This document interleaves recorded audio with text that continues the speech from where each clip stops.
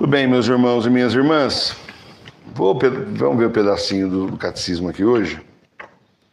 Apesar do horário. Vamos ver como é que está a situação. Então, mas eu vou ter que... É curtinho, eu vou ter que ler, gente. Vou ter que ler porque tem a ver com o que eu acabei de falar aqui, ó. Catecismo Maior de São Pio X, página 55, é o parágrafo 6º. Daqueles que estão fora da igreja, quem são os que não participam da comunhão dos santos?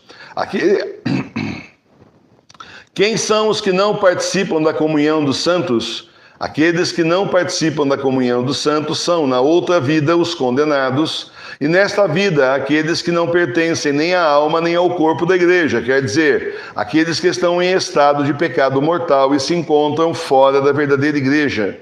Quem são os que se encontram fora da verdadeira igreja? Encontram-se fora da verdadeira igreja os infiéis, os judeus, os hereges, os apóstatas, os cismáticos e os excomungados. Está no Catecismo Maior de São Pio X, começo do século XX. Quem são os infiéis? Os infiéis são aqueles que não foram batizados e não creem em Jesus, seja porque creem e adoram falsas divindades, a Mãe Terra, Pachamama aí, como os idólatras, seja porque, embora admitam o único Deus verdadeiro, não creem em Cristo Messias, nem como vindo na pessoa de Jesus Cristo, nem como havendo de vir ainda. Tais são os maometanos e outros semelhantes, porque os maometanos aceitam aí uma parte, pelo menos, das Sagradas Escrituras, mas não aceitam que o Messias é Jesus.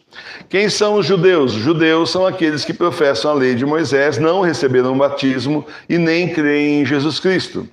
Quem são os hereges? Os hereges são pessoas batizadas que recusam com pertinácia crer em alguma verdade revelada por Deus e ensinada como de fé pela Igreja Católica. Por exemplo, os arianos, os nestorianos e as várias seitas dos protestantes. É o Catecismo Maior de São Pio X, falando das seitas dos protestantes.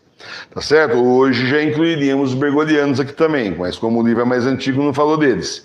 Quem são os apóstatas? Os apóstatas são aqueles que abjuram, isso é, renegam com ato externo a fé católica que antes professavam. E uma pessoa que pega uma imagem feia para chuchu da Pachamama e faz ali consagração a ela, e depois sai com ela em procissão, está reafirmando a fé na Santa Igreja e nas verdades de fé por algum acaso. Onde está isso? No direito canônico, na sã doutrina, na teologia, nos livros de teologia de São Tomás de Aquino, onde é que está? Onde foi que Santo Agostinho ensinou isso? Então, essa é a questão, tá certo?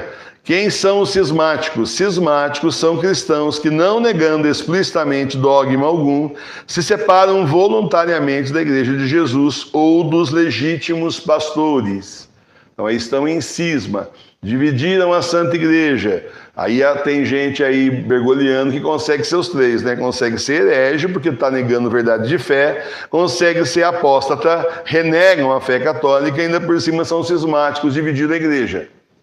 Essas três coisas. Você tem que dar um prêmio para os caras. Olha, a hora que a gente criar achar um outro termo para vocês, a gente dá para vocês também o mesmo termo, fica tranquilo, porque é uma coisa terrível. Quem são os... achou mais um termo aqui, ó. Quem são os excomungados? Os excomungados são aqueles que, por faltas graves, são fulminados com excomunhão pelo Papa ou pelo Bispo e, portanto, são separados como indignos do corpo da Igreja, a qual espera e deseja a sua conversão. O problema que está faltando aqui é que existe a excomunhão lat sententia. E essa é declarada pelo Papa. O Papa já declarou também, o Papa verdadeiro, lá está no direito canônico do Papa João Paulo II, a comunhão lat sententia, automática. Não faça isso que você está excomungado aqui. Tá certo? Se você faz A, você está excomungado por causa de A. Então saiba que você não pode fazer isso, certo, Madre Sofia? Agora, se for lá no Concílio de Trento, é mais legal ainda, né? No Concílio de Trento é mais direto. Lá como é que chama o termo? Como é que falhou agora? Lá no Concílio de Trento é mais direto assim, seja anátema quem nega isso. Quem diz tal coisa, seja anátema. Uma belezinha, né? Então, é isso, gente. É isso, a igreja é séria e simplesmente é de Deus e simplesmente as pessoas não podem sair por aí falando o que quer e modificando, vamos modernizar a igreja. Não há que modernizar a igreja, há que levar a mesma igreja de sempre para frente e não criar outra travestida de igreja católica, quando na verdade é uma seita bergoliana. A gente convencionou aí chamar de bergoliano, eu comecei a chamar de bergoliano no Brasil, agora na Espanha já chamo de bergoliano também. Na Itália estão chamando também, mas há muitos anos atrás eu procurava um termo que definisse essa seita. Isso é uma seita.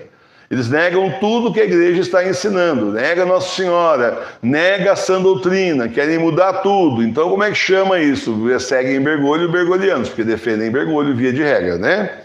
Deve-se temer a excomunhão, porque muita gente não sabe o que é excomunhão. Excomunhão é estar excomungado, é fora da comunhão com a Santa Igreja, está fora do corpo místico de Cristo. A gente hoje em dia fala de excomunhão, a ignorância das pessoas é tão imensa, tão enorme, que a pessoa não dá nem bola. Fala, entendeu? É mais fácil chegar aí e assim usar uma gíria atual e aí as pessoas se ofendem, às vezes você fala até sem querer, você não está nem falando naquele sentido, você nem sabia que era gíria, do que você falar excomungado e a pessoa entendeu o que você está falando, não sabe, não compreendo, Senhor, não falo português, tá certo? Desse jeito. A pessoa não entende o que você está falando, é assim, é uma ignorância de matar e de dar dó também. Certo? É uma ignorância de dar dó, mas a culpa é dessa igreja do Concílio Vaticano II para cá, porque até então todo mundo sabia perfeitamente o que era ser excomungado, todo mundo. Agora, hoje em dia, não. Hoje em dia, alguns sabem, a grande maioria não sabe. Então, qual é o peso? Deve-se temer ser excomungado?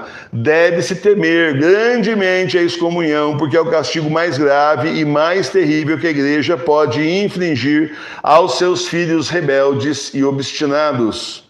De que bens fica privado os excomungados? Olha, quem não está na Santa Igreja ou quem está excomungado, já falamos aqui de várias pessoas aqui para trás, quem não está na comunhão da igreja fica privado das orações públicas, dos sacramentos, das indulgências e excluídos da sepultura eclesiástica. Então, quem não está na igreja perdeu tudo. Não está em comunhão com o Santo Padre, o Papa Bento XVI, não está em comunhão com o corpo místico de Cristo, não faz parte mais do corpo místico de Cristo, e ao mesmo tempo não está então justamente unido em comunhão com o nosso Senhor. Portanto, não está na Santa Igreja. E aí não pode receber sacramento. Por isso que eu falo, olha, cuidado quando você põe nome de gente em oração. Não falei isso no finados? Cuidado. Vai colocar nome de gente que nem na igreja não fazia parte, né? Faz parte da igreja, mas está lá enganada. E tá, é uma coisa. Mas vai colocar o nome da pessoa aí que está aí em seitas, aí você não está pedindo uma oração ao Senhor, você está ofendendo o Senhor. Ofendendo o Senhor. Você sabe que a pessoa não é nem católica. Tem gente que morreu no peito, que eu conheço, que morre batendo no peito com orgulho, eu não sou católico, sai padre daqui, quando tinha padre para ir lá, né? E na última hora. E depois as pessoas vão mandar celebrar a missa em intenção de 7º dia, vão colocar o nome lá na intenção da missa, ou aqui no nosso caso, né, no chat aí, na hora das intenções de oração, ou na hora aqui da intenção de oração pública, que é no terço, e depois na hora da intenção lá do encontro com Jesus. Então, eu não sei disso, mas o Senhor sabe. Se você também sabe da vida dessa pessoa, favor não pedir oração por ela, porque você só está ofendendo a Deus. Vou ler de novo. É o castigo mais grave, fica privado das orações públicas, sacramentos, indulgências e excluídos da sepultura eclesiástica. Terminando, podemos nós auxiliar de alguma maneira os excomungados? Nós podemos auxiliar de alguma maneira os excomungados e todos os outros que estão fora da igreja verdadeira, com advertências salutares, com orações e boas obras, suplicando a Deus que, pela sua misericórdia, lhes conceda a graça de se converter à fé e de entrar na comunhão dos santos. O duro é quando o Senhor quer oferecer a graça e a pessoa não quer. Eu sei o caminho que eu escolhi, eu estou bem aqui, eu não quero me converter. Esse aí que é o duro. E quanta gente, por exemplo, no clero não está nessa mesma situação. Você imagina um padre da nossa região aqui, que há uns anos atrás, quando eu ia à missa ainda, deixar bem claro que eu não vou mais faz mais de 3 anos já. Depois que foi consagrada a igreja Pachamama, nunca mais eu pisei em igreja.